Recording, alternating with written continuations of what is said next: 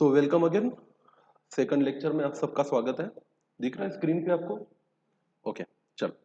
तो कल हमने इलुस्ट्रेशन नंबर 5 आईसीआई के स्टडी मटेरियल से सॉल्व किया था और किसको इंपॉर्टेंस नहीं दिया था? फॉर्मेट को, जो कहा गया है कंपनीज एक्ट में कि इस फॉर्मेट में हमें बैलेंस शीट चाहिए और इस फॉर्मेट में हमें प्रॉफिट एंड लॉस अकाउंट चाहिए। तो हमने कैसे बनाई थी इसकी पीएनएल और बैलेंस शीट? टी शेप, है ना। लैंड को लिया था एसेट में, प्लांट मशीनरी को एसेट में, ट्रेड रिसीवेबल को एसेट में, क्लोजिंग स्टॉक एसेट में, बैंक बैलेंस एसेट में, एडजस्टेड परचेसेस पीएनएल के डेबिट में या ट्रेडिंग पीएनएल के डेबिट में, फैक्ट्री एक्सपेंसेस डेबिट में, एडमिनिस्ट्रेशन एक्सपेंसेस डेबिट में, सेलिंग एक्सपेंसेस डेबिट में, डिबेंचर का इंटरेस्ट एक्सपेंस है डेबिट में लिया था, इंटरिम डिविडेंड पेड हाँ एप्रोप्रिएशन में दिया था, इक्विटी शेयर कैपिटल लायबिलिटी में, 10% डिबेंचर लायबिलिटी में, जनरल रिजर्व लायबिलिटी में, profit and loss account appropriation में ओपन किया था और फिर इंटरिम डिविडेंड माइनस करके बैलेंस लिया था, सिक्योरिटीज प्रीमियम लायबिलिटी में, सेल्स इनकम में, ट्रेड पेएबल लायबिलिटी में, प्रोविजन फॉर डिप्रिसिएशन को बैलेंस शीट में माइनस किया था। किसमें से? हाँ, प्लांट एंड मशीनरी में से। सस्पेंस अकाउंट का सस्पेंस दूर किया था, है ना। वो cash received on account of sale of plant था। ठीक है, अब आइए, अगर इसी केस को लेकर आपको टी शेप इनकम स्टेटमेंट और टी शेप बैलेंस शीट ना बनाना होता, बराबर है। वैसे तो बनाना चाहिए, मैं हमेशा रिकमेंड करूंगा कि अपना टी शेप बना लेने का। समय जरूर लगेगा पर परफेक्ट आंसर होगा, राइट। इसके बाद देखिए, अपन थोड़ा सा वर्कआउट करते हैं कि इसके सॉल्यूशन में सबसे पहले हमें बैलेंस शीट बनानी है। तो बैलेंस शीट के फॉर्मेट पे थोड़ा सा ध्यान देंगे। How the balance sheet will look like. Ideally balance sheet के दो पार्ट होंगे, एक होगा equity and liability, second part होगा किस चीज का? एसेट्स का। तो यही है जो पहले अभी तक हम लायबिलिटी लेफ्ट हैंड साइड में और एसेट कौन से साइड में दिखा रहे थे? राइट हैंड साइड में। तो ये अब ऊपर और नीचे रहेगा, राइट। इक्विटी एंड लायबिलिटीज में आइडियली इस क्वेश्चन के हिसाब से तीन पार्ट बनते हैं। एक बनता है शेयर होल्डर्स फंड, सेकंड बनता है नॉन करंट लायबिलिटीज और तीसरा बनता है करंट लायबिलिटीज। और एसेट में एक बनेगा नॉन करंट असेट और दूसरा बनेगा क्या? Current asset. तो हमें क्या करना चाहिए? सबसे पहले इस फॉर्मेट को राइट अप कर लेना चाहिए एग्जाम के लिए। तो अपन लिखेंगे इसका नोट नंबर, कंटिन्यू करते, कल तक 8 हुआ था।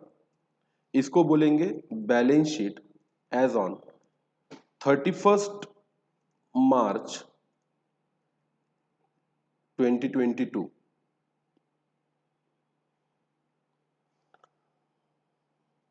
Right down the format. Previous year की फिगर को इग्नोर करने बोला है, तो हम उसको रेफरेंस के लिए कोई कॉलम इसमें इंक्लूड करेंगे नहीं। इसमें तीन कॉलम रहेंगे हमारे, पर्टिकुलर, नोट नंबर और अमाउंट।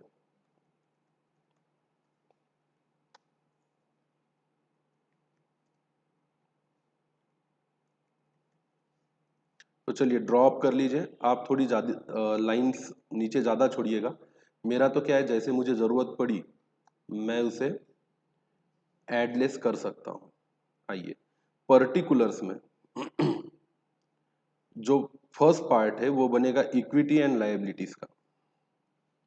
तो इसे हम पार्ट ए भी नाम दे सकते हैं या नहीं भी नाम दिया तो भी चलेगा।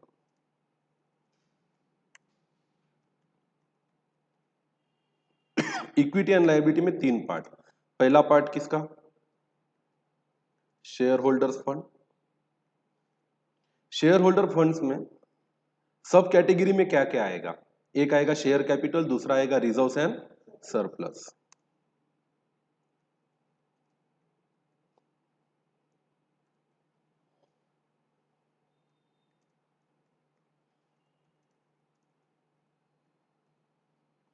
Share holders fund, share holder funds के बाद दूसरा जो पार्ट बनेगा वो बनेगा किसका? Non current liabilities.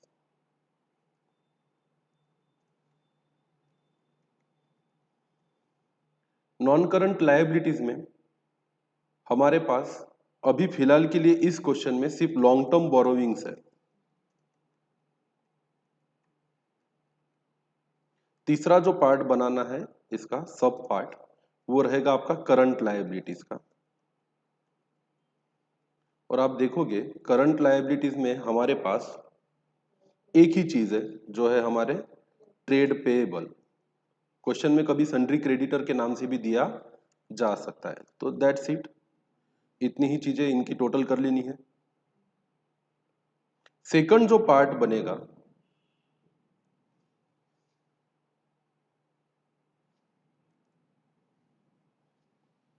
वो बनेगा आपका एसेट वाला पार्ट।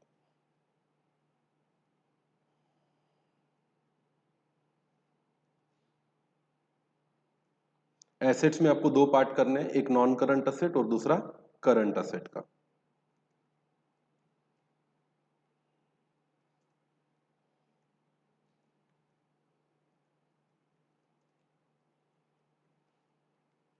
अब नॉन करंट असेट्स में आपके पास क्या है, तो फिक्स असेट आएंगे आपके। अब इसको नाम हम फिक्स असेट नहीं देंगे, इसका नाम क्या देंगे, प्रॉपर्टी प्लांट एंड इक्विपमेंट, या प्लांट प्रॉपर्टी एंड इक्विपमेंट भी बोलते हैं कुछ लोग।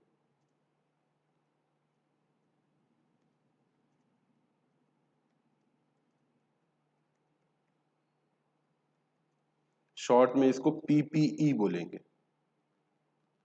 और सेकंड पार्ट बनेगा आपका करंट असेट्स का। और करंट असेट्स में आप अगर आपकी बनाई हुई कल की बैलेंस शीट को देखो तो आपको नजर आएगा इन्वेंट्री, ट्रेड पेएबल और बैंक बैलेंस। पर इसे बैंक बैलेंस नहीं बोलेंगे हम इसे बोलेंगे कैश एंड बैंक बैलेंस, या कैश एंड कैश इक्विवेलेंट भी लिखा जाता है।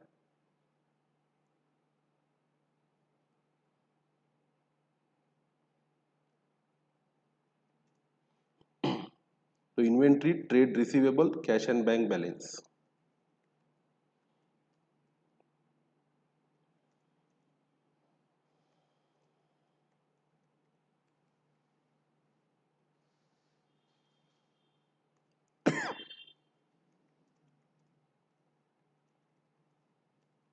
That's it.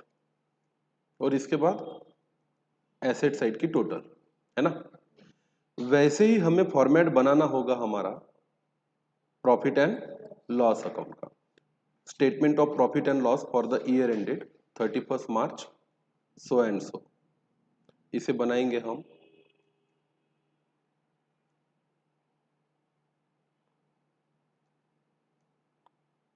नोट नंबर 10 के नाम से।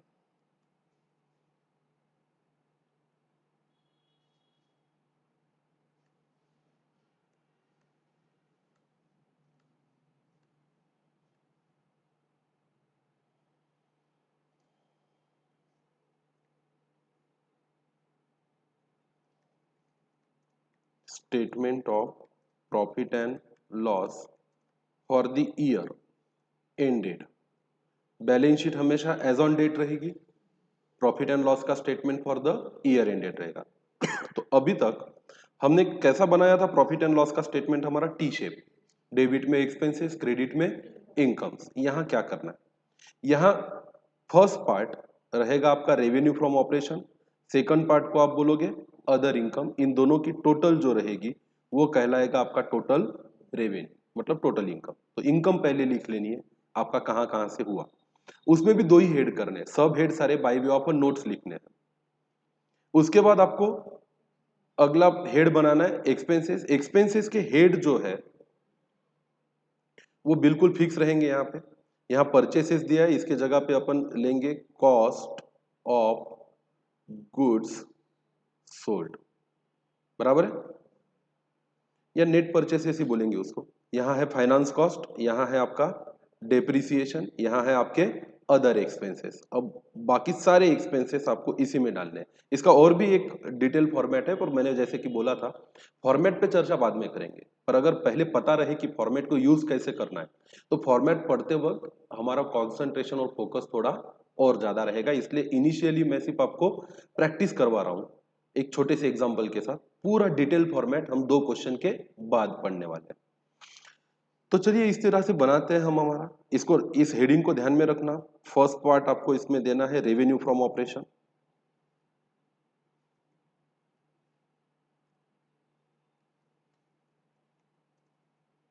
ये आइडियली आपका सेल्स रहेगा। सेकंड पार्ट को नाम देना है आपको अदर इनकम। यहाँ पे इसका थर्ड जो बनेगा वो रहेगी आपकी टोटल इनकम या टोटल रेवेन्यू।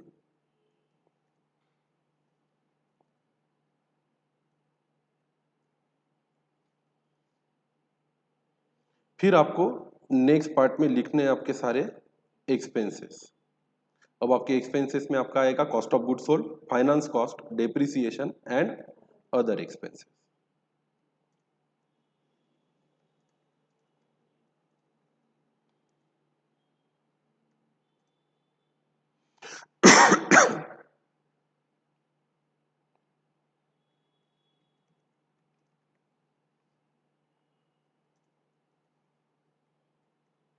डेप्रिसिएशन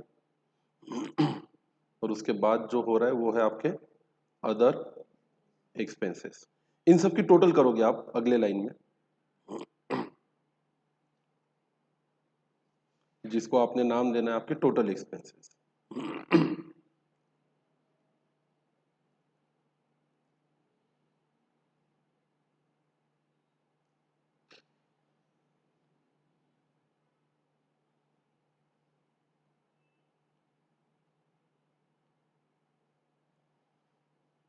इसको थोड़ा मैं नेक्स्ट पेज पे ले लेता हूँ।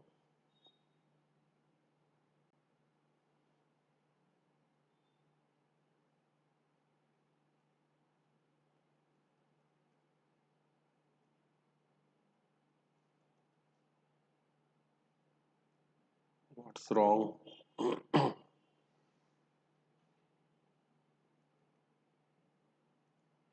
ओके, यहाँ है आपका अदर एक्सपेंसेस और इसके बाद जो आएगा वो रहेगा आपका टोटल एक्सपेंसेस। इसको चाहो तो आप 5 नंबर दे सकते हो। एक्सपेंसेस की टोटल कर लीजिए, ये आपका टोटल एक्सपेंस आ गया। अब आपके इनकम में से एक्सपेंस माइनस करोगे तो आपको क्या मिलेगा? प्रॉफिट और लॉस फॉर द ईयर।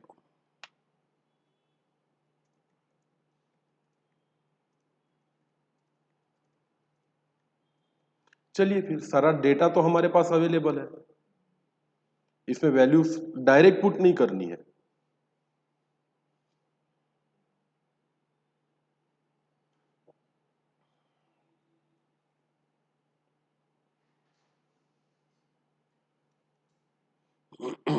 इसके लिए भी आपको बनाना है notes to account.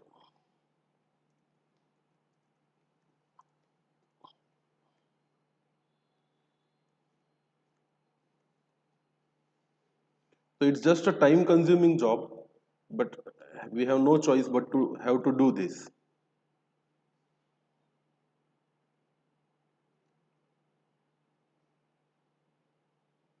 Her detail को by way of a note दिखाना है। कैसे? I will show you.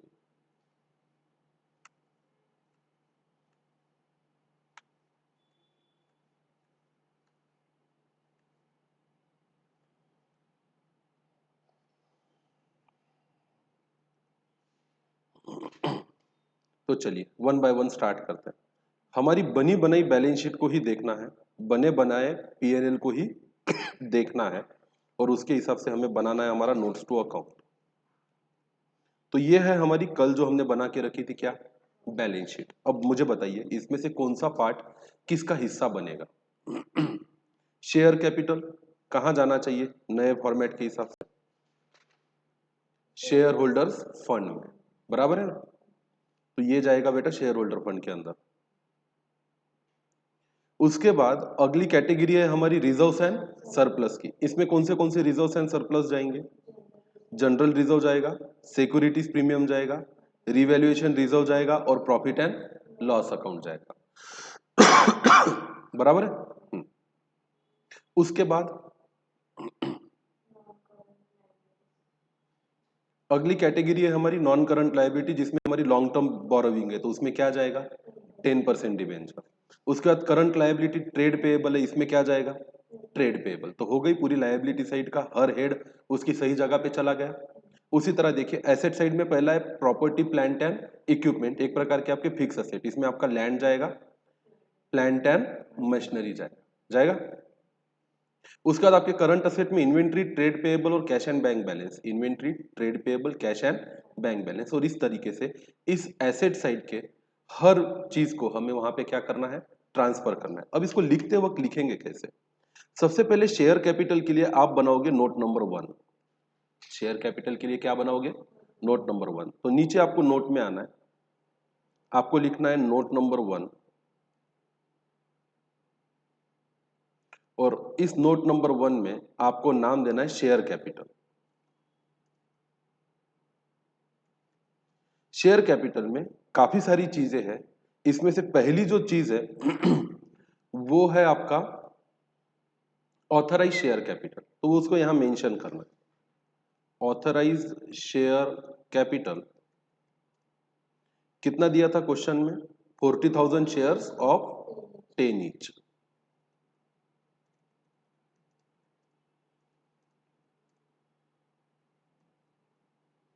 तो ये आएगा हमारा 4 लाख रुपीज, राइट।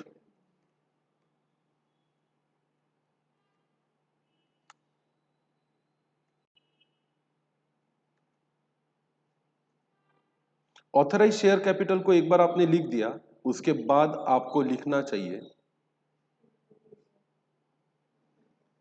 आपने आपके ऑथराइज में से कुछ शेयर इशू किए, लोगों ने उसे सब्सक्राइब किया, फिर आपने उसे कॉल्ड अप भी किया और आपको क्या मिले? पैसा। तो इसे हम बोलेंगे इशूड। हम पहले इशू करते हैं, फिर पब्लिक उसे सब्सक्राइब करती है, उसके बाद हम पहला कॉल, दूसरा कॉल, तीसरा कॉल, फाइनल कॉल तक क्या करते हैं? कॉल करते हैं। तो यहां लिखेंगे issued and subscribed and called up capital. Process को ध्यान में रखो, ये फाउंडेशन में पढ़े थे। पहला प्रोसेस है क्या करना? इशू। फिर जनता क्या करती है? सब्सक्राइब। फिर हम उसका क्या कॉल करते हैं? मनी कॉल करते हैं। तो इसे बोलेंगे हम issued, subscribe and called up capital. Issued, subscribed and called up capital. कितना इशू किया, कितना सब्सक्राइब किया और कितना कॉल्ड अप है? 30,000 शेयर्स ऑफ ₹10 ईच। कितना होता है ये? 3 लाख। तो ये बन गया आपका नोट नंबर 1।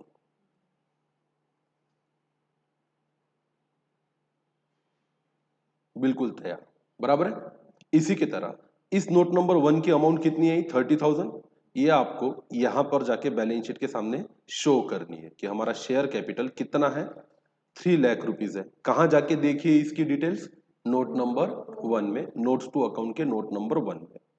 फिर उसी तरह रिजर्व एंड सरप्लस के लिए हम बनाएंगे नोट नंबर 2। फिर आएंगे हम नोट्स टू अकाउंट में, एक लाइन छोड़ के यहां नोट नंबर 2 लिखेंगे, जो रहेगा हमारा रिजर्व्स एंड सरप्लस। अब हमने यहीं पे मार्क करके रखा है कि हमारे रिजर्व्स एंड सरप्लस में क्या क्या है। क्या क्या है? सबसे पहले जनरल रिजर्व है, कितने का? 1,30,000 का। लेते हैं फिर इसको,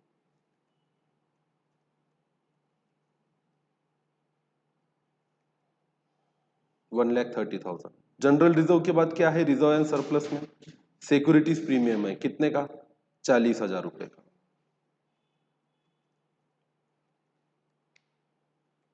आप चाहो तो इनर आउटर कॉलम का भी यूज कर सकते हो, उससे कोई फर्क पड़ेगा नहीं।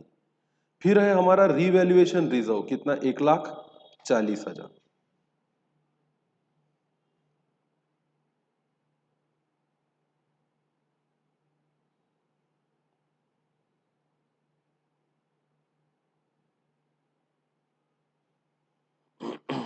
उसके बाद कौन सा रिजर्व है?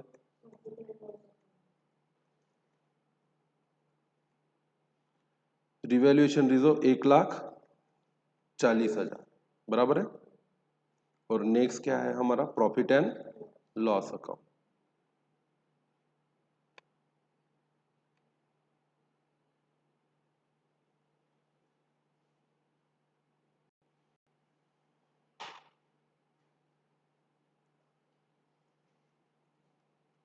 अब सुनो, आपके प्रॉफिट एंड लॉस अकाउंट में जो आपके इनकम स्टेटमेंट से बैलेंस आएगा वो आएगा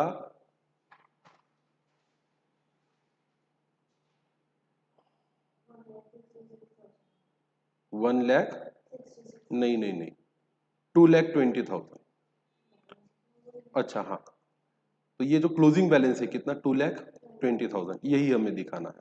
उसके लिए चाहो तो आप अलग से वर्किंग लिख सकते हो, नोट्स में वर्किंग नोट की फाइनल फिगर भी दिखा दी तो चलेगा। आप यहाँ पे लिख लो 2,20,000 कहाँ से आया, तो आपने इसकी वर्किंग नोट कर रखी थी, नोट नंबर 4। इसकी टोटल कर लेते हैं, पूरे आपके रिजर्व्स एंड सरप्लस की। बताइए कितनी आती है? 5,30,000। और ये जो आंकड़ा है आपका 5,30,000 का, ये आपको दिखाना है कहाँ पे, आपके बैलेंस शीट।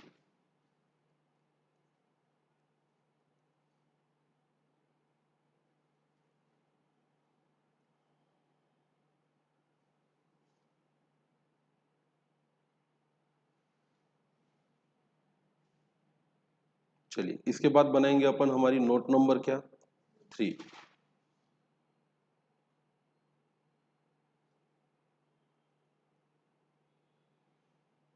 तो 5,30,000 को लिखिए सबसे पहले नोट नंबर 2 में। नोट नंबर 3 बनाएंगे हम लॉन्ग टर्म बोरोविंग के लिए। तो नीचे आएंगे नोट्स में, लिखेंगे note number 3 long term borrowings. अब लॉन्ग टर्म बोरोविंग में हमारे पास क्या है, 10% डिबेंचर्स।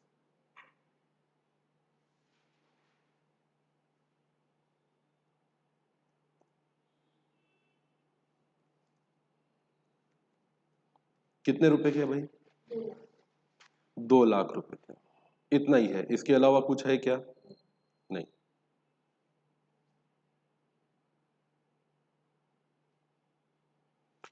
चलिए फिर ऊपर जहां जगह है लॉन्ग टर्म बोरोविंग दिखाने के लिए, वहां लिख लेते हैं 2 लाख रुपए। वैसे तो एकदम छोटी सी चीज के लिए कुछ नोट नहीं भी बनाई एग्जाम में तो भी चलेगी, यहीं पे लिख दीजिए ब्रैकेट में 10% डिबेंचर, क्योंकि अगर डिटेल्स है 2-3 से ज्यादा तो आप एग्जाम में शो कीजिए, otherwise it is just a time consuming job. Trade payable के लिए हम कोई नोट नहीं बनाते क्योंकि एक ही अमाउंट है ट्रेड पेएबल का, कितना, 52,000, सीधा लिख देते हैं यहाँ पे, एग्जाम में नहीं बनाई तो चलेगा, इतना ज्यादा कंपलसरी नहीं है। तो टोटल आ गई 10,82,000। अब प्लांट प्रॉपर्टी एंड इक्विपमेंट में आप दिखा दीजिए 4 नंबर की note, note number 4 property plant and equipment. क्या क्या है आपके पास, लैंड है और है आपके पास plant and machinery, less provision for depreciation.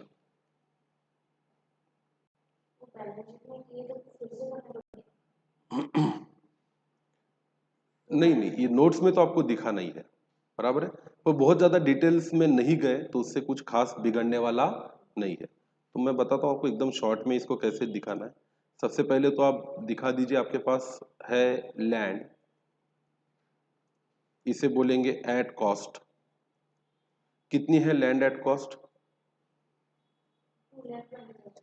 2,20,000। Add करेंगे इसमें रिवैल्यूएशन, कितने का रिवैल्यूएशन किया था हमने, 1,40,000 का, तो बाहर आएंगे कितने, 3,60,000। इनफ है, ऐसा भी दिखाया तो कोई फर्क पड़ता नहीं, चलेगा। इसके बाद है आपके पास प्लांट एंड मशीनरी, कितना, 760 minus 2,40,000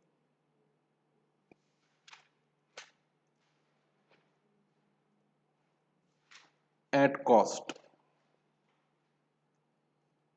7,60,000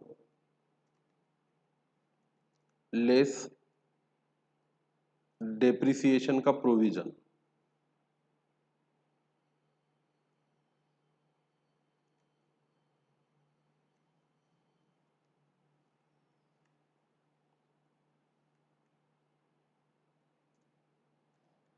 less provision for depreciation, कितना है, 2,40,000। बोलो इन सब की टोटल कितनी होगी? 8,80,000। तो 8,80,000 को बैलेंस शीट में दिखा दीजिए। भाई ये बन गई आपकी बैलेंस शीट। अब इसके लिए कोई नोट ऐड करने की जरूरत नहीं है, सिंगल अमाउंट है, इन्वेंट्री, ट्रेड रिसीवेबल और बैंक बैलेंस। कितना कितना है? 86,000, 96,000 और 20,000। Without referring to any note value लिख दीजिए और टोटल कर लीजिए 10,82,000। तो this is how you present the data in your balance sheet. But ये सिर्फ प्रेजेंटेशन है, सुनो, ये इस चीज का प्रूफ नहीं है कि आपने अकाउंटिंग सही की है या नहीं। तो अकाउंटिंग हमें टी शेप में ही करनी, भले कितनी भी रफ करो, पर दिखाते वक्त फाइनल आंसर इस फॉर्मेट में दिखना चाहिए। तो फाइनल अकाउंट हम जैसे अक्सर बनाते आए हैं वैसे ही बनाना है, सिर्फ यहां पे हमारा थोड़ा सा मेहनत बढ़ा है। Everything you will be showing by way of notes only, right? बस अब इसको भी देख लेते हैं, trading profit and loss account और profit and loss appropriation account को। अब देखो क्या क्या हेड्स देने हैं इसके लिए। सबसे पहले आपको रेवेन्यू फ्रॉम ऑपरेशन निकालना है। नोट्स आप ऊपर से ही कैरी करोगे, ऊपर तक कहां तक नोट नंबर खत्म हुआ था? 4। तो इसको नोट देंगे क्या? 5। अब रेवेन्यू फ्रॉम ऑपरेशन में हमारी इनकम दो ही है, एक है सेल और एक है प्रॉफिट ऑन सेल ऑफ क्या? एसेट। तो इसके लिए कोई नोट नहीं लिखते अपन, रेवेन्यू फ्रॉम ऑपरेशन में यहीं पे शॉर्ट में लिख देते हैं सेल्स, चलेगा। सिंगल अमाउंट है, अगर इसमें और भी होती तो हम उसके लिए नोट बनाते। कितना? 7 lakh rupees. No need to mention the notes.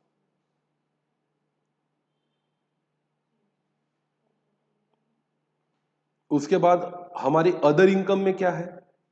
Profit on sale of asset है। तो इसके लिए अदर इनकम आप नोट्स नहीं दिखाए तो भी चलेगा, यही लिख लीजिए, profit on sale of asset. ये एग्जाम ओरिएंटेड बता रहा हूं आपको। कितना था प्रॉफिट? 2,000 का। टोटल इनकम हो गई 7,02,000। एक्सपेंसेस में हमारे पास है कॉस्ट ऑफ गुड्स सोल्ड, तो हमारे पीएनएल में देखेंगे ये हमारे एडजस्टेड परचेस है, बस यही हमारा single cost of goods sold है। और कुछ है क्या इसमें? नहीं। वैसे तो ये opening balance, opening stock plus purchase return minus closing stock बन के आता है, पर यहाँ पे उतनी सारी चीजें अलग से कुछ दिखाने की जरूरत नहीं है। तो ये हो गया 7 लाख, ये हो गया अदर इनकम। यहाँ पे ब्रैकेट में लिख दिया एडजस्टेड परचेस तो भी चलेगा।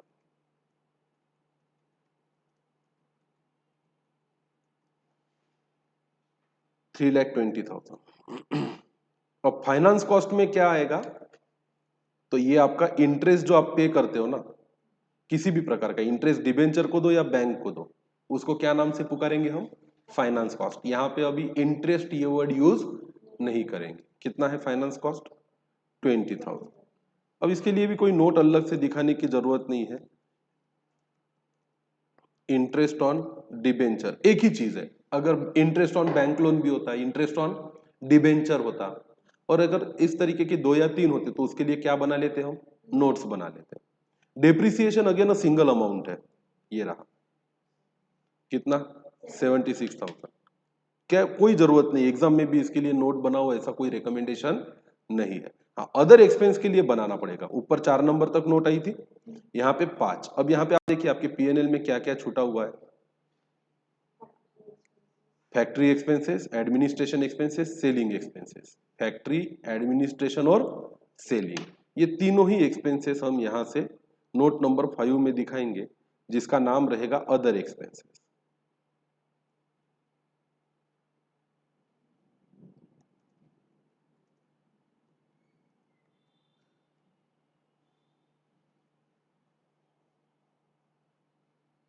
तो इसमें आ गया आपका फैक्ट्री एक्सपेंस, आपका सेलिंग एक्सपेंस और आपका एडमिनिस्ट्रेशन एक्सपेंस। इन सब की टोटल कीजिए, 60 और 60, 1,20,000।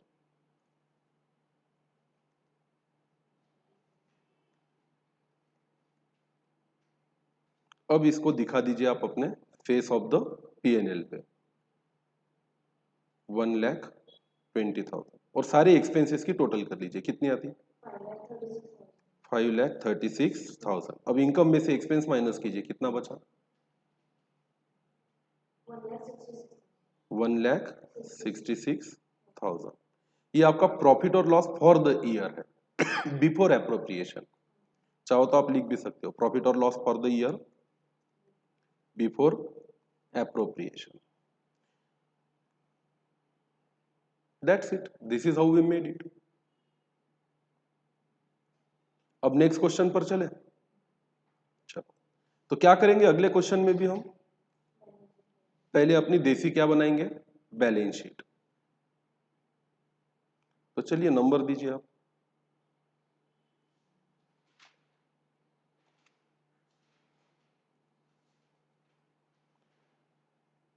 Illustration number 6।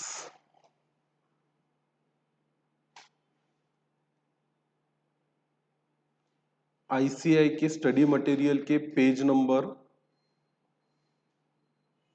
4.38 पर आएंगे आप। मिला आपको? अब क्वेश्चन पढ़ते ध्यान से। You are required to prepare a balance sheet and statement of profit and loss from the following trial balance of Haria Chemical Limited for the year ended 31st March 21। ठीक है। इन्वेंट्री, अब ये inventory opening है या closing है ये किस पे डिपेंड करेगा? नीचे देखो एडिशनल इंफॉर्मेशन में क्लोजिंग इन्वेंट्री दिया हुआ है, मतलब ट्रायल बैलेंस में जो है वो कौन सा है? ओपनिंग इन्वेंट्री है। ठीक है, ओपनिंग स्टॉक की जगह पे ले लेंगे इसको ट्रेडिंग या पीएनएल अकाउंट के डेबिट में। फर्नीचर एसेट है, डिस्काउंट पीएनएल के डेबिट में।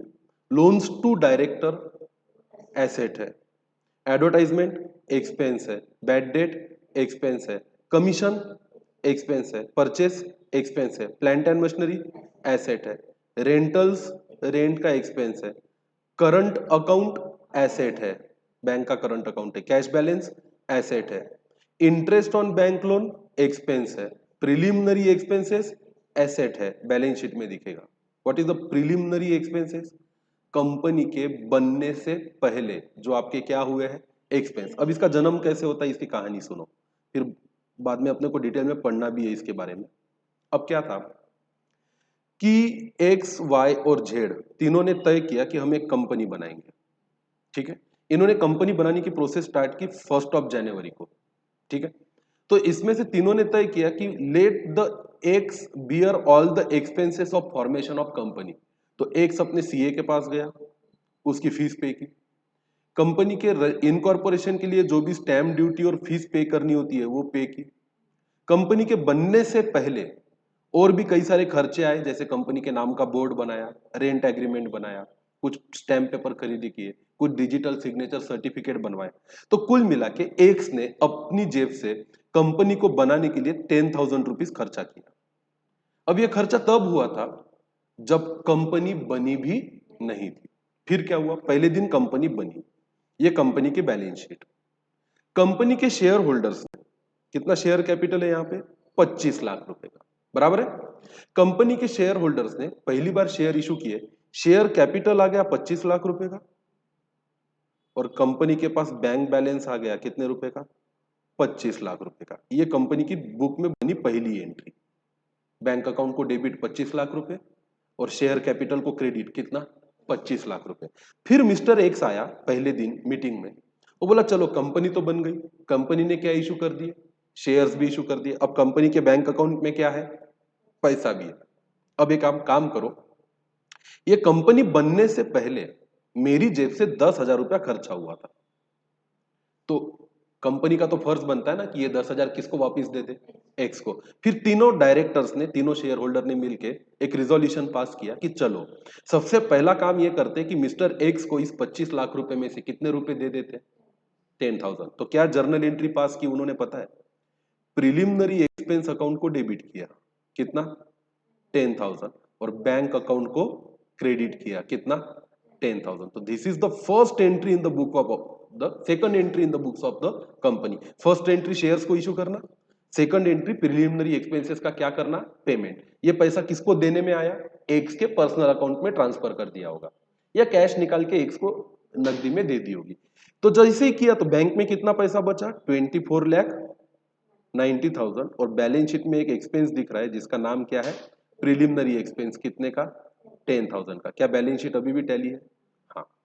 तो कैसे जन्म होता है प्रिलिमिनरी एक्सपेंसेस का, ये कंपनी के बनने से पहले के खर्चे होते हैं। कंपनी फोकट में बनती है क्या, उसके लिए खर्चे तो आते हैं ना कोई करता है। और जब कंपनी बनती है तो कंपनी के पैसों में से उसको उसके पैसे क्या कर दिए जाते हैं, वापिस लौटा दिए जाते हैं। और एंट्री क्या पास की जाती है तो एक्सपेंस, है तो क्या, एक्सपेंस। किसका एक्सपेंस है, कंपनी को चलाने का रेवेन्यू एक्सपेंडिचर है कि कंपनी बनने से पहले कंपनी के बनाने के लिए किया गया कैपिटल एक्सपेंडिचर है, कंपनी को बनाने से पहले किया गया कैपिटल एक्सपेंडिचर है। तो एक प्रकार से कैपिटल एक्सपेंडिचर भी नहीं, क्योंकि इसके बदले कोई एसेट नहीं खड़ी हुई है, इसको हम डेफर्ड रेवेन्यू एक्सपेंडिचर बोलते हैं।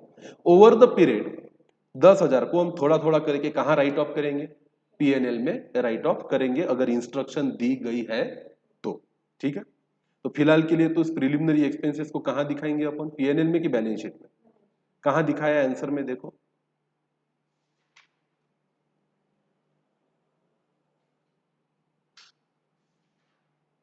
अदर एक्सपेंसेस में डाला है, पीएनएल में डाला है ना। तो इसका मतलब है कि उन्होंने इस प्रिलिमिनरी एक्सपेंसेस को पूरी तरीके से राइट ऑफ कर दिया। क्या कर दिया, राइट ऑफ। आप चाहो तो एक साल में भी राइट ऑफ कर सकते हो, या चाहो तो 10,000 को 5,500 2,200 रुपए करके 5 साल में भी क्या कर सकते हो, राइट ऑफ कर सकते हो। तो हम फिलहाल के लिए इस प्रिलिमिनरी एक्सपेंसेस को बैलेंस शीट में दिखाएंगे और फिर वहां से इसको क्रेडिट करेंगे और पीएनएल को डेबिट करेंगे। फिक्सचर्स फिक्स असेट है, वेजेस एक्सपेंस है, कंज्यूमेबल एक्सपेंस है कि स्टॉक है, कंज्यूमेबल्स आपने कंज्यूम की उसकी अमाउंट भी हो सकती है डेबिट में, या तो फिर आपके कंज्यूमेबल्स का क्या हो सकता है, स्टॉक भी हो सकता है। तो अपन इसको एक्सपेंस ट्रीट करेंगे। चलो, लैंड तो असेट है, टूल्स एंड इक्विपमेंट असेट है, गुडविल आपका एसेट है, ट्रेड रिसीवेबल आपका एसेट है, डीलर्स डीलर्स एड। अब ये क्या है, ये थोड़ा सा समझना कठिन है। एड का मतलब होता है हेल्प। अब शायद हमने डीलर की हेल्प करने के लिए कुछ खर्चा किया, वो एक्सपेंस है, ये इसको एक्सपेंस में डालेंगे। ट्रांजिट इंश्योरेंस एक्सपेंस है, ट्रेड एक्सपेंसेस एक्सपेंस है, इक्विटी कैपिटल लायबिलिटी है, डिबेंचर्स लायबिलिटी है, बैंक लोन लायबिलिटी है, ट्रेड पेएबल लायबिलिटी है, सेल्स इनकम है, रेंट रिसीव्ड इनकम है, ट्रांसफर फीस इनकम है, प्रॉफिट एंड लॉस अकाउंट का ये ओपनिंग बैलेंस है, डेप्रिसिएशन प्रोविजन मशीनरी पे बनाया गया कितना है, 1,46,000 और एडजस्टमेंट में दिया है आपका और भी है, डिस्ट्रीब्यूशन का फ्रेट 54,000 एक्सपेंस है, डिबेंचर इंटरेस्ट एक्सपेंस है और क्लोजिंग स्टॉक की डबल एंट्री हमें करनी पड़ेगी। तो आइए हम बनाते हैं इसका simple profit and loss account और इसको पूरा नाम देंगे trading profit and loss account. इसको नाम दे देंगे नोट नंबर 1, फिर उसको बाइफरगेट करते बैठे। और अगर आपकी प्रैक्टिस अच्छी हो जाए तो फिर आप उसको डायरेक्ट भी लिख सकते हो। तो बनाइए पर्टिकुलर्स अमाउंट, पर्टिकुलर्स अमाउंट,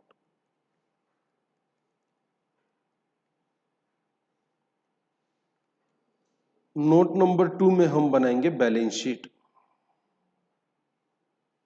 बाकी आप एग्जाम में लिख लेना, as on date, for the year end date. पहले बैलेंस शीट बनाते हैं,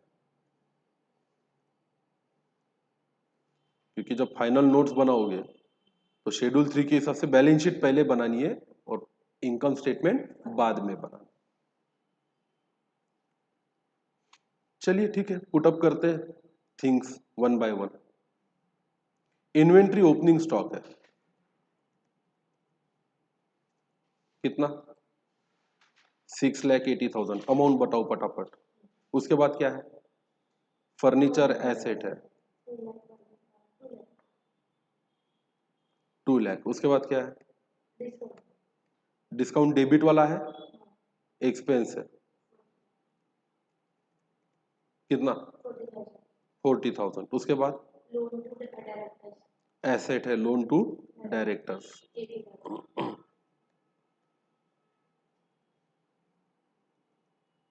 80,000। एडवर्टाइजमेंट एक्सपेंसेस है कितना? 20,000।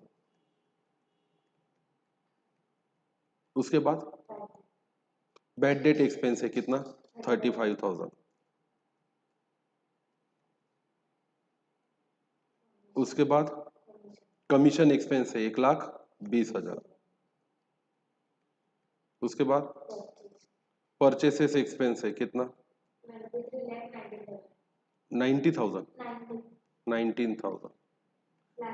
Purchase of plant and machinery 8,60,000 asset है।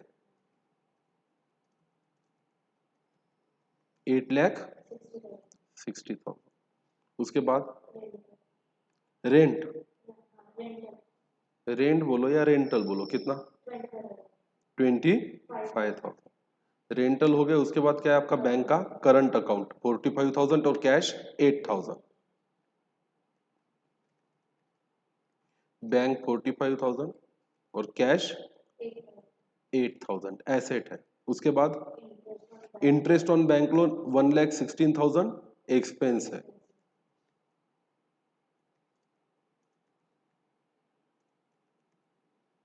एक लाख 16,000। उसके बाद आपके प्रिलिमिनरी एक्सपेंसेस को हम बैलेंस शीट में दिखाएंगे इनिशियली, फिर उसको राइट ऑफ कर देंगे। 10,000। फिक्सचर्स 3 लाख।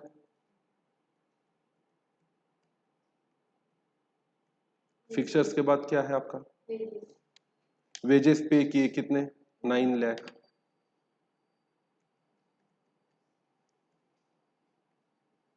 उसके बाद कंज्यूमेबल्स आपका एक्सपेंस है 84,000। उसके बाद फ्री होल्ड लैंड क्या है आपके लिए? एसेट है 15,46,000।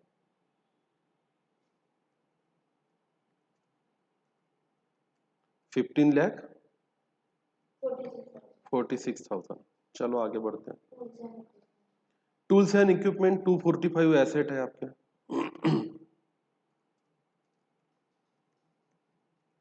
कितना अमाउंट? 2,45,000। गुडविल आपका एसेट ही है, कितना? 2,65,000। गोइंग अहेड आपको मिलेगा आपका ट्रेड रिसीवेबल 4,40,000। ये भी तो आपका एसेट है।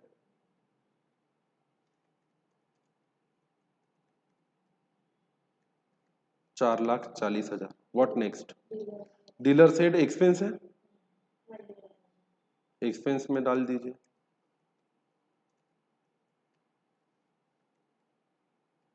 $21,000। ये तो करना ही पड़ेगा, इस तरीके से प्रॉफिट और लॉस तो निकालना ही पड़ेगा। Transit insurance 30,000।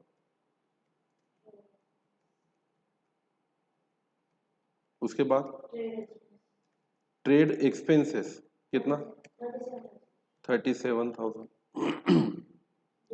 Distribution freight 54,000।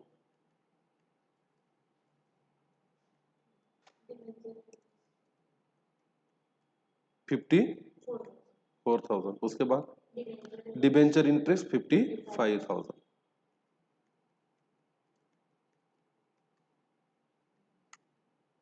हो गया पूरा। डेबिट साइड अपनी सही जगह पे चला गया। क्रेडिट साइड को डालते हैं। शेयर कैपिटल 25 लाख रुपए।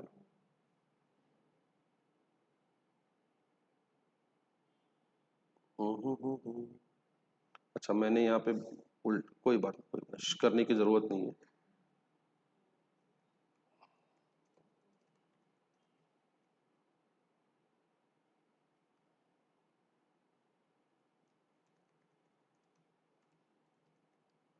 ये बैलेंस शीट। चलिए उसके बाद आपका शेयर कैपिटल कितना है?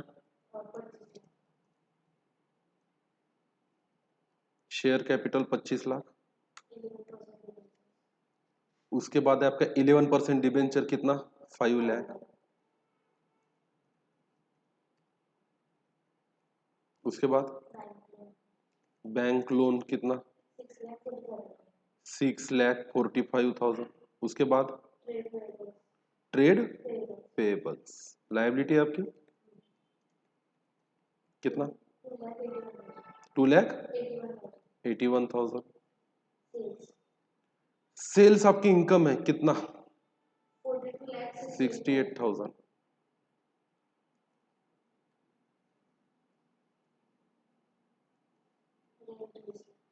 Rent received 46,000।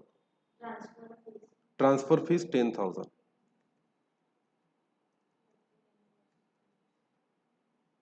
What next? Profit and loss account, ये उसका ओपनिंग बैलेंस है, तो आइए उसका एक profit and loss appropriation account भी बना लेते हैं।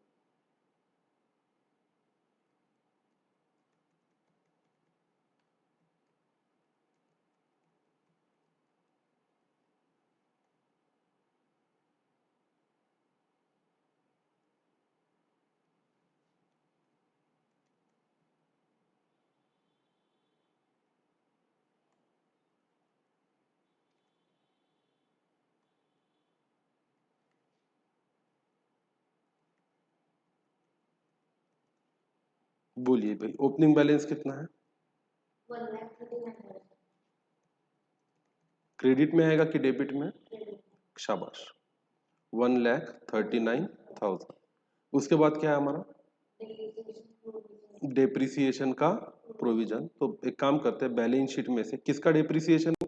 मशीनरी का है ना, तो प्लांट एंड मशीनरी में से ही क्या करते हैं, उसे माइनस कर लेते।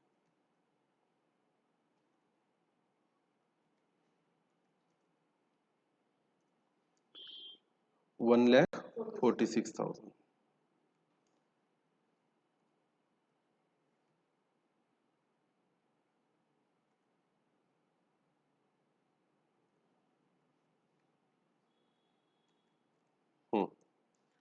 Here we go, done. सब कुछ तो आ गया। अब क्या है एडजस्टमेंट में? क्लोजिंग स्टॉक है। एसेट में डेबिट 8,23,000, तो यहां डाल देते हैं हम इन्वेंट्रीज या क्लोजिंग स्टॉक। कितना है अमाउंट? 8,23,000। और इसकी सेकंड इफेक्ट पीएनएल के क्रेडिट में। क्लोजिंग स्टॉक कितना? 8,23,000। ये सब कर लिया, बिल्कुल एकदम देसी स्टाइल में। हमारे पीएनएल जैसा क्या बना लिया हमने? पीएनएल बोलो, प्रॉफिट है कि लॉस है? टोटल कर लिया, कितना है? 6,01,000। टोटल कर लो दोनों ही साइड के। 51,47,000। और इस साइड की टोटल आएगी 51,47,000। नेट प्रॉफिट को कहाँ कैरी फॉरवर्ड करेंगे? प्रॉफिट एंड लॉस एप्रोप्रिएशन में। नेट प्रॉफिट कितना था? 6,01,000। और इस हिसाब से इसका आएगा क्लोजिंग बैलेंस, जो आपकी बैलेंस शीट में दिखेगा। कितना? 7,40,000। इसके भी दोनों साइड की टोटल कर लीजिए, 7,40,000 और 7,40,000। दैट्स इट, बन गया पीएनएल जैसा पीएनएल और बैलेंस शीट जैसी बैलेंस शीट। बैलेंस शीट एक बार टैली हो जाए तो फिर बचा क्या जिंदगी में? उसका फॉर्मेट बनाना। मुझे नहीं लगता बहुत ज्यादा कठिन काम है। आइए बैलेंस शीट को भी टैली कर लेते हैं। प्रॉफिट एंड लॉस अकाउंट का क्लोजिंग बैलेंस कितना आया था?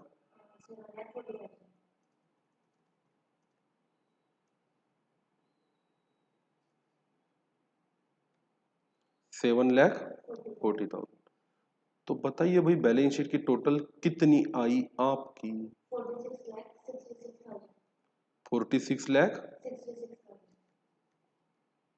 46,66,000। तो इसका मतलब बैलेंस शीट टैली है। अब जिंदगी में तकलीफ किस चीज की है? फॉर्मेट की। कर लेंगे ना, वही तो सीखना है। फाइनल अकाउंट तो एक ऐसी चीज है ना जो आपको आती है, तो इंटरमीडिएट में आके क्या सीखना है? फॉर्मेट सीखना है।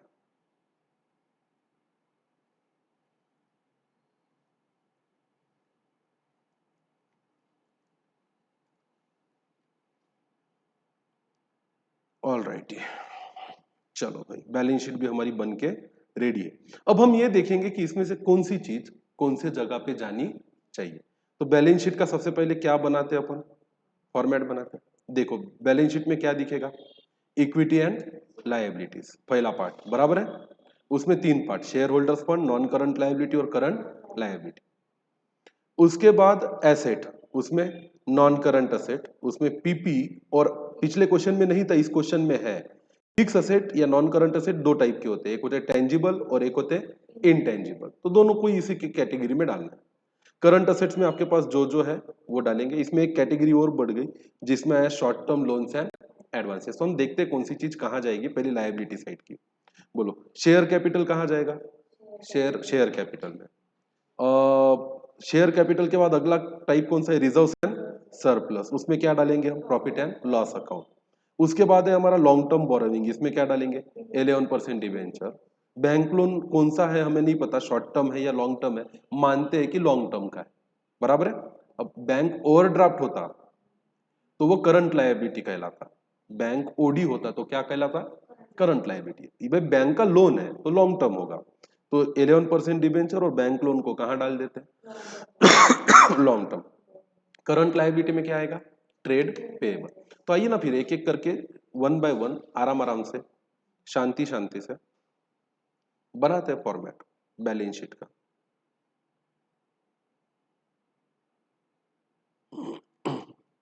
सबसे पहले फॉर्मेट, घाई गड़बड़ नहीं करने की, पहले अपनी देसी बैलेंस शीट बन जाए, पहले क्या बना लेने की, अपनी देसी बैलेंस शीट।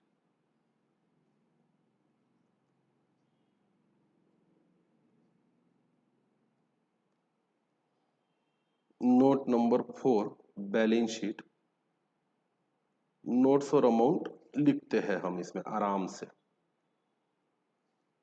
चल तो हमें क्या क्या चाहिए, शेयर होल्डर के पन में शेयर कैपिटल, रिजर्व, सरप्लस है ना।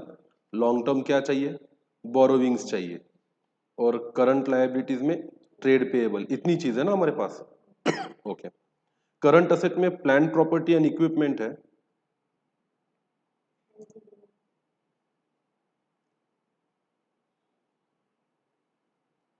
और उसके बाद है हमारा इंटेंजिबल असेट है ना, गुडविल है उसमें। फिर करंट एसेट्स में हमारे पास इन्वेंट्री है, ट्रेड रिसीवेबल है, कैश एंड बैंक बैलेंस है, और एक चीज है शॉर्ट टर्म एडवांसेस।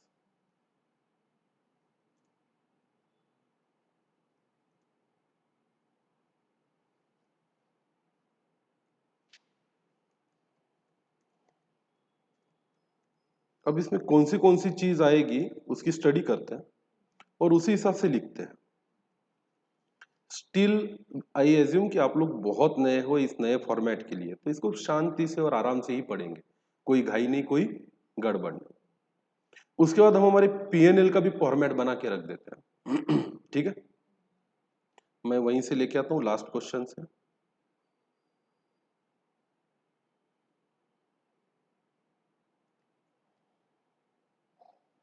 आप बना लीजिए, फिर उसको फिल इन द ब्लैंक के जैसा खेलेंगे।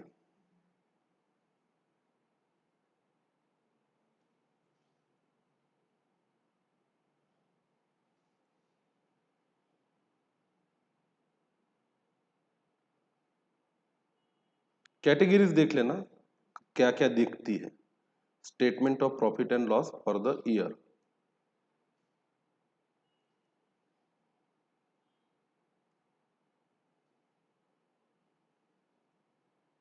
तो सबसे पहले ये तो फिक्स रहेगा क्या,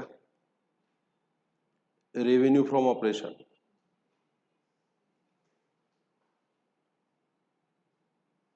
और दूसरा अदर इनकम, ये बदलने वाला नहीं है फिर आएगा टोटल रेवेन्यू आपका। एक्सपेंसेस में आपको लेना है कॉस्ट ऑफ मटेरियल कंज्यूम, मैं बताता हूं इसको कैसे कैलकुलेट करते हैं, सब वन बाय वन।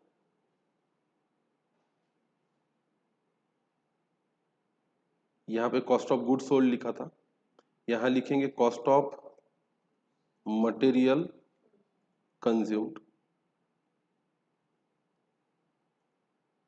फिर दूसरी कैटेगरी में लिखेंगे change in inventory of finish good.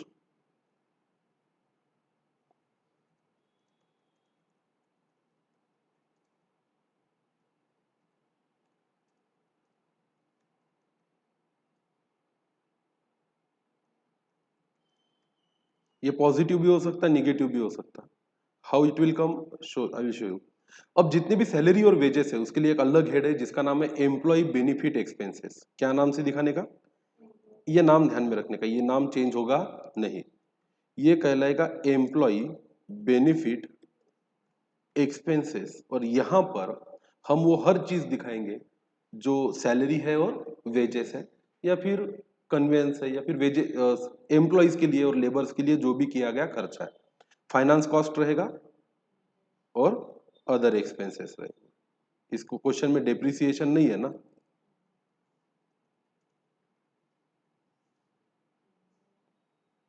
यहाँ पे आएगा टोटल एक्सपेंसेस, यहाँ आएगा profit and loss for the year before appropriation. यहाँ एप्रोप्रिएशन के नाम पे और कुछ है नहीं, तो अब इतनी सारी जगहें हमें यहाँ पे फिल करनी है। नीचे आएगा आपका नोट नंबर 6 जो आपका फाइनल आंसर का नोट्स टू अकाउंट रहेगा। इसको नोट नंबर दिया तो भी चलेगा, नहीं दिया तो भी चलेगा।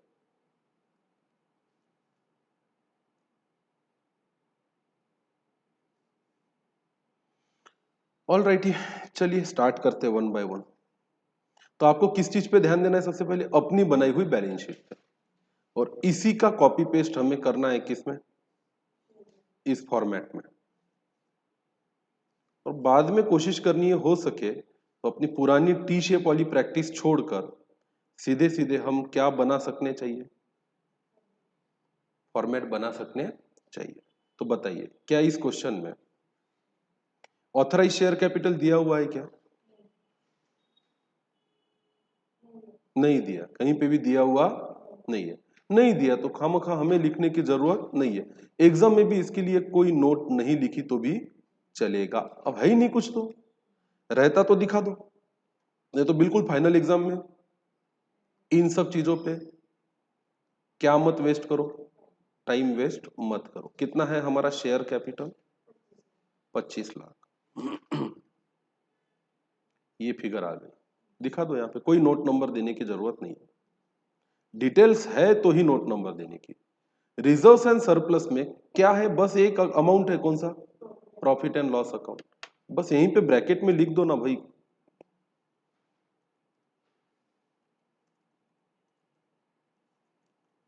कितना है प्रॉफिट एंड लॉस अकाउंट, 7,40,000। आपके पास वर्किंग नोट है, आप चाहो तो वर्किंग नोट नंबर 2 इसको रेफर कर सकते हो, ये वर्किंग नोट नंबर 3 यहाँ पे रेफर कर सकते हो। आपने तो वर्किंग कर रखी है bye way of a T shape balance sheet.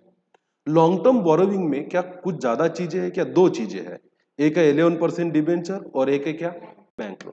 अगर आपके पास बहुत ज्यादा समय है तो ठीक है, नहीं है तो इसी के नीचे लिख दिया तो भी चलेगा, पर खैर इसके लिए अपन नोट नंबर 1 बना लेते हैं।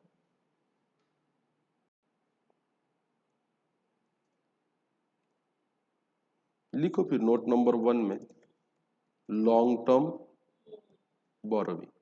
कौन सी है पहली चीज लॉन्ग टर्म बोरोविंग में, 11% डिबेंचर, कितने रुपए का, 645, नहीं 5 लाख। और दूसरा है आपका बैंक लोन, 6,45,000। कर लो दोनों की टोटल, 11 लाख, और इसको जाके शो कर दो बैलेंस शीट में।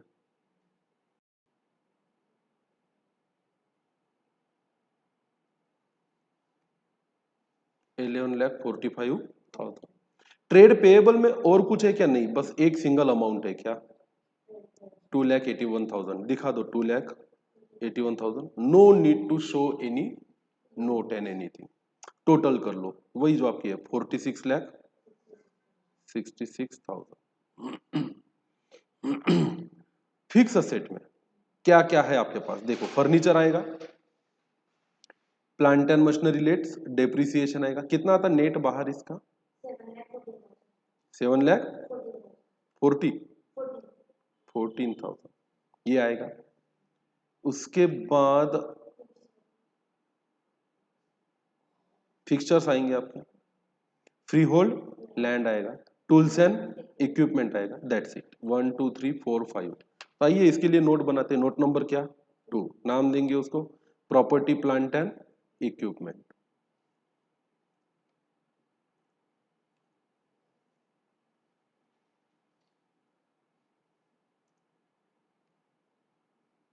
लिखिए इसमें वन बाय वन जो जो चीजें आती है, सिर्फ टिक करना है आपको आपकी वर्किंग नोट पे। Furniture 2 lakh rupees,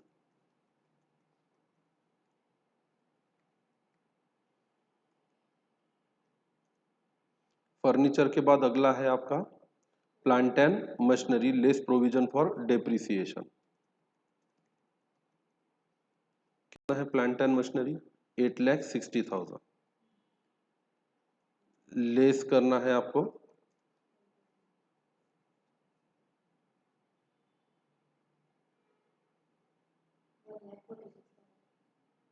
1,46,000।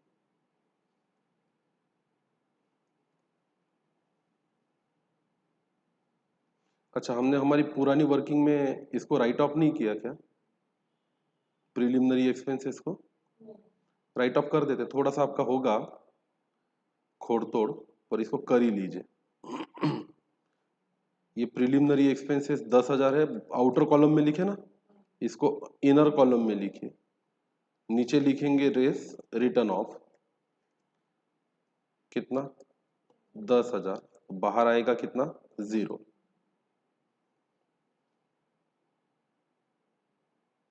और ये 10,000 राइट ऑफ करने के बाद इसकी टोटल चेंज हो जाएगी। ये टोटल जो आपने की थी 46 राइट ऑफ करके ही ली थी। अच्छा,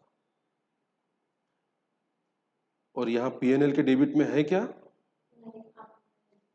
प्रॉफिट चेंज होता क्या? तो यहाँ डाल देते प्रिलिमिनरी एक्सपेंसेस, कितना? 10,000। ये करने के बाद ही नेट प्रॉफिट आया था ना। चलिए ठीक है।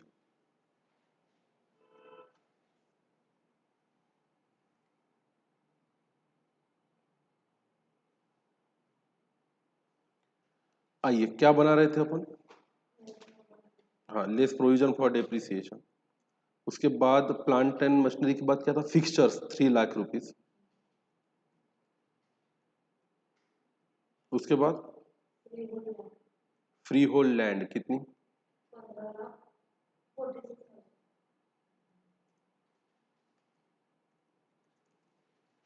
15,46,000। और कुछ है ना? Tools and equipment 245। टोटल करो सबकी।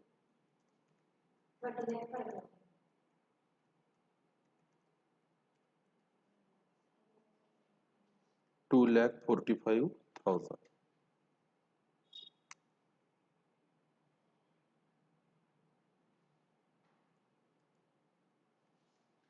कितना आता है टोटल इसका? 30,05,000। इसको दिखा दो नोट नंबर 2 में, बैलेंस शीट में।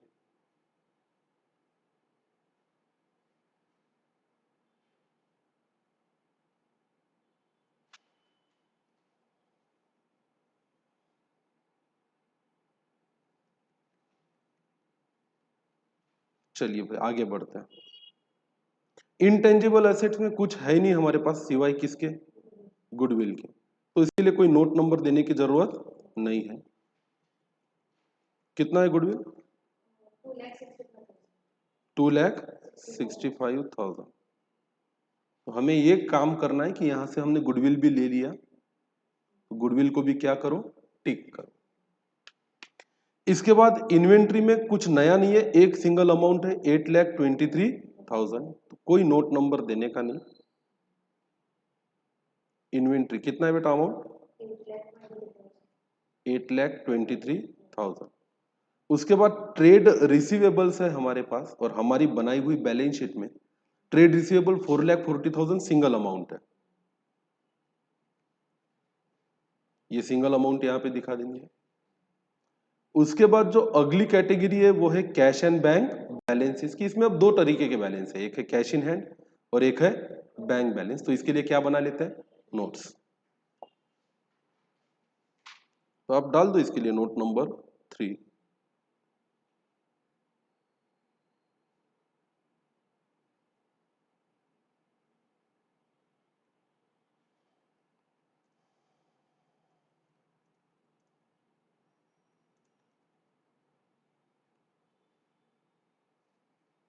इसमें लिख लो कैश इन हैंड कितना है,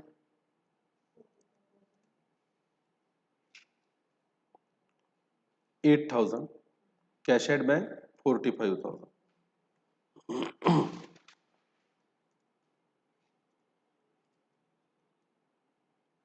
टोटल कर लो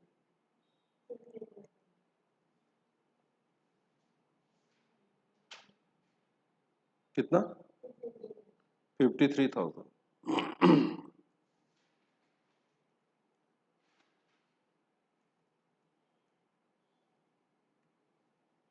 दिखा दो बैलेंस शीट के फेस पे।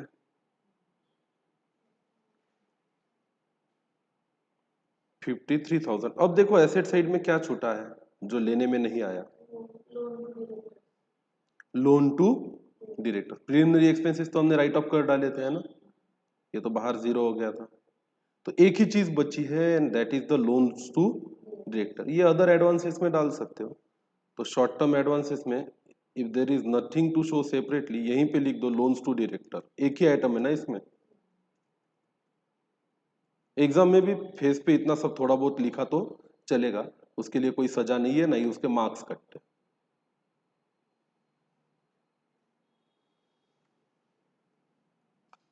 कितना है loan to directors, 80,000। Are we done with the asset side? Total करो बैलेंस शीट पे कितनी आती है। लायबिलिटी साइड की, एसेट साइड की टोटल करो, 46, 66 चेक कर लो एक बार।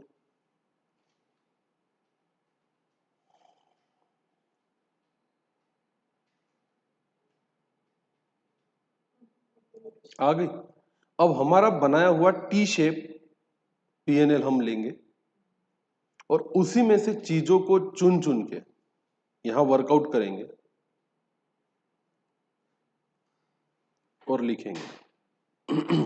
तो आइए भाई, सबसे पहले इस नए फॉर्मेट की प्रॉफिट एंड लॉस अकाउंट में आता है सबसे पहले रेवेन्यू फ्रॉम क्या, ऑपरेशन। तो आपके पास देखो सेल्स एक है, रेंट आपकी अदर इनकम है, ट्रांसफर फी अदर इनकम है, ये दो आपकी अदर इनकम है।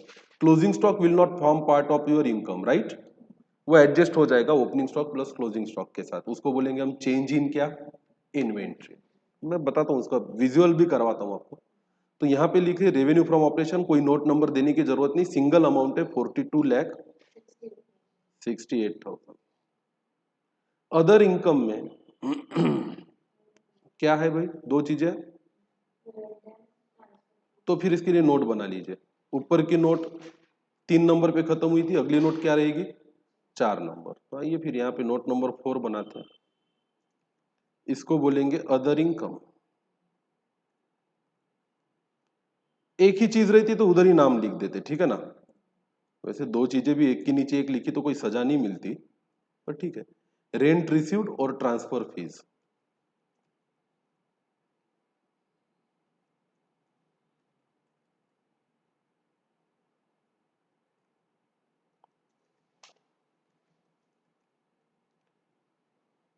अमाउंट बताओ, रेंट रिसीव्ड की कितनी है, 46,000, और ट्रांसफर फी की 10,000।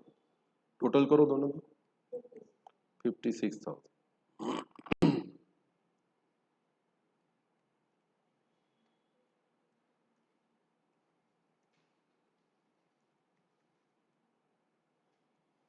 दिखा दो फेस ऑफ अ पीएनएल कितना, 56,000। टोटल कर लो, टोटल इनकम साइड की जो आपकी 43,24,000। आइए, तो ये हो गया हमारा रेवेन्यू फ्रॉम ऑपरेशन और अदर इनकम वाला, सही जगह पे दिखा दिया। अब एक्सपेंसेस की बात करते हैं। यहां पे आ रहा है हमारा कॉस्ट ऑफ मटेरियल कंज्यूम। अब what is the cost of material consume, अपने पुराने इसमें देखो तो कितने रुपए का परचेस किया आपने, तो देखो ये आ गया, ये आ गया, ये आ गया। ये आपका परचेस है 23 लाख कितना, 19,000। एक ही अमाउंट है इसमें, ठीक है, डाल दो एक ही अमाउंट। यहां पे लिखेंगे अपन परचेस 23 लाख कितना था, 19,000। अब ये बड़ा इंपॉर्टेंट चीज है क्या, change in inventory. Change in inventory अब होता क्या है एक्चुअली, आपका जो नेट एक्सपेंस है ना, cost of material consume plus change in inventory, इसका फॉर्मूला कुछ ऐसा है, ओपनिंग स्टॉक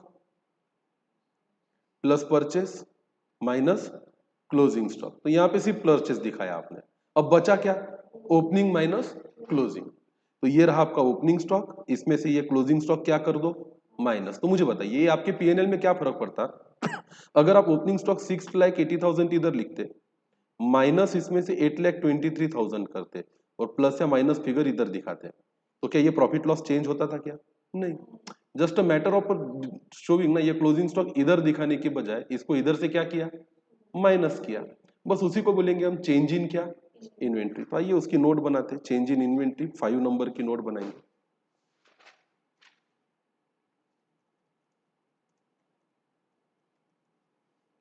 यहां चेंज इन इन्वेंट्री में दो ही चीजें, opening stock of finish good less करेंगे क्या, क्लोजिंग स्टॉक। बोलिए जी, ओपनिंग स्टॉक कितना है, 6,80,000। क्लोजिंग स्टॉक कितना है, 8,23,000। इसको माइनस कर दो इसमें से। तो मैंने पहले ही बोला था ये फिगर पॉजिटिव भी आ सकती है और निगेटिव भी आ सकती है, डिपेंड करता है क्या ज्यादा है। कितना आएगा, माइनस। तो इसको नोट नंबर 5 में दिखा दीजिए, मतलब फेस पे कितना आया था, 1 लाख, प्लस की माइनस, माइनस। तो माइनस को माइनस में दिखाइए। अगली नोट है आपका एम्प्लॉय बेनिफिट एक्सपेंसेस। मैं बताता हूं, आपके अपने देसी पीएनएल पे आ जाओ। देखो ये आइटम हो गया, ये आइटम हो गया, ये हो गया, ये भी हो गया, ओपनिंग स्टॉक भी ले लिया, परचेसेस भी ले लिया। अब आप देखिए आपने इसमें से एम्प्लॉय पे क्या क्या खर्चा किया है। डिस्काउंट नहीं है, एडवर्टाइजमेंट नहीं है, बैड डेट नहीं है, कमीशन नहीं है, रेंटल नहीं है, इंटरेस्ट ऑन बैंक लोन नहीं है, वेजेस आपका खर्चा है किस पे किया हुआ, एम्प्लॉइज पे किया हुआ। सैलरी है क्या नीचे कहीं पे, कोई नहीं है, सिर्फ क्या है आपका वेजेस ही एकमात्र ऐसा खर्चा है जो आपने किस पे खर्च किया, एम्प्लॉय पे। तो आपको कुछ ज्यादा इसमें नोट्स में जाने की जरूरत नहीं है।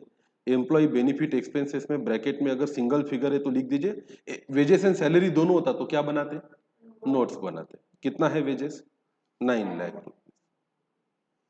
अब फाइनेंस कॉस्ट, कहां कहां इंटरेस्ट पे किया आपने, discount, advertisement, bad debt, commission, rental, interest on bank loan, ये एक चीज है कितने की, 1,16,000 की। और कोई इंटरेस्ट है, ये है डिबेंचर इंटरेस्ट, कितना, 55,000। तो दो प्रकार का आपने इंटरेस्ट पे किया जिसको आप क्या बोलोगे, फाइनेंस कॉस्ट। बना लो इसकी नोट नंबर क्या, 6। एक चीज होती तो वहीं लिख देते ब्रैकेट में।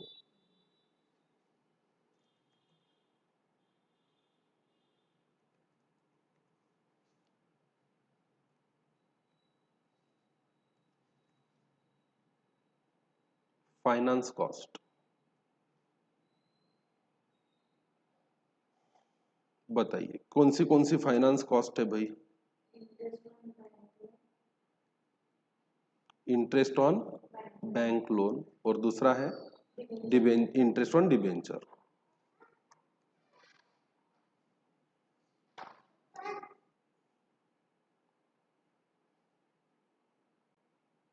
इंटरेस्ट ऑन बैंक लोन, कितना इंटरेस्ट ऑन बैंक लोन, 1,16,000। और क्या है, इंटरेस्ट ऑन डिबेंचर्स,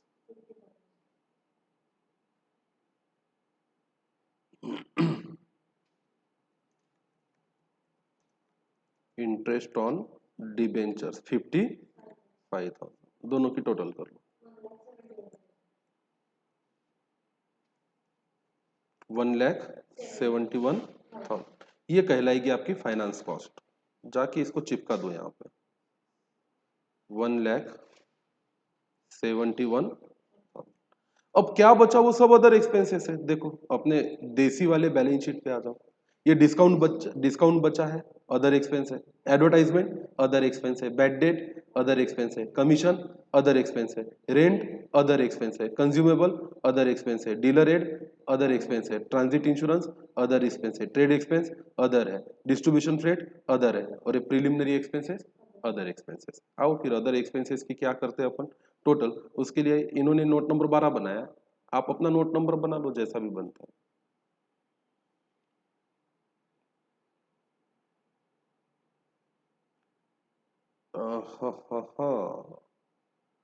ठीक है, नोट नंबर आएगा हमारा 7।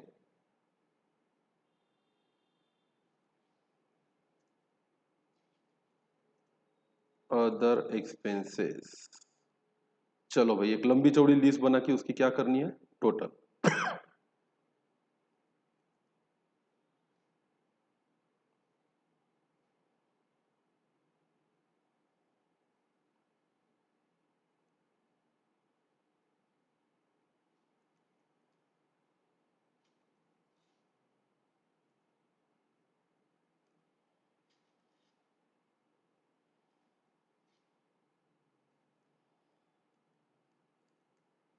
ले लो सब चीजें, discount, advertisement, bad debt, commission और rental. Interest on bank loan नहीं लेना है, कंज्यूमेबल से लेके तो ये सब चीजें और लेनी है।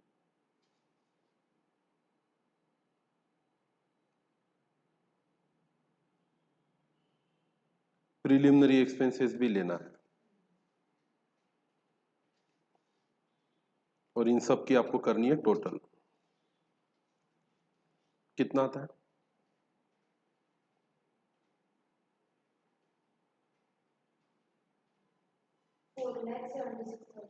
4,76,000। ये है नोट नंबर 7 आपका अदर एक्सपेंसेस। इसको जाके यहां रख दो 4,76,000, और अब करिए सारी एक्सपेंसेस की टोटल भाई।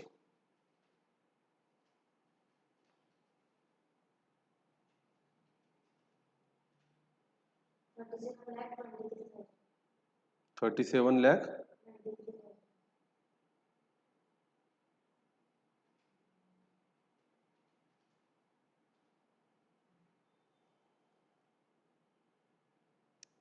₹37,23,000 माइनस करो इनकम में से एक्सपेंस 6,00,000, और चेक कर लो हमारा पुराना टी शेप और ये सेम आया या नहीं आया। So this is how you disclose. अब इसमें और भी डिटेल्ड रिक्वायरमेंट है, जैसे ये बोलते प्लान प्रॉपर्टी एंड इक्विपमेंट के शेड्यूल को कुछ इस तरीके से दिखाना है। कितनी प्लान प्रॉपर्टी इक्विपमेंट है, उसका ग्रॉस ब्लॉक क्या है, उसमें एडिशन हुआ तो एडिशन यहाँ पे दिखाना है, सेल किया तो सेल दिखाना है, डेप्रिसिएशन और फिर क्लोजिंग में कितना ब्लॉक बचा वो दिखाना है। तो ठीक है, इसको अभी उतना सटीकली नहीं भी किया तो भी चलेगा, चल जाता है, कोई मार्क्स नहीं कटते उसके, दैट इज फॉर श्योर। और हो सके तो और ज्यादा डिटेल बनाओ, काट भी सकता है, कुछ बोल नहीं सकते इंस्टीट्यूट का। सो आगे बात समझ में। इस तरह से आपका पूरा नोट्स टू अकाउंट, ये रहा आपका statement of profit and loss, और ये रहा आपका बैलेंस शीट। इस तरह से आपको दिखाना है, और ये स्टैंडर्ड के हिसाब से सही लगता है। टाइम ही कंज्यूम होता है इसमें, but there is no choice, we love to understand. क्योंकि आप इंटरमीडिएट पास करके जब भी ऑफिस में जाओगे, अपना आर्टिकल शीट स्टार्ट करोगे, you will not be seeing the T-shaped balance sheet anymore. You will be seeing the schedule 3 के हिसाब से बनी हुई vertical balance sheet only, and that is your future. ठीक है, अब इसके बाद के जो क्वेश्चन है इसको हम कंटिन्यू करेंगे, लेते रहेंगे, दोनों ही करेंगे। टी शेप भी बनाएंगे वर्किंग के लिए, और फिर हमारा फॉर्मेट भी बनाएंगे, और फॉर्मेट को और अच्छे से तरीके से समझेंगे, सीखेंगे नेक्स्ट लेक्चर में। Thank you so much, see you tomorrow again, bye.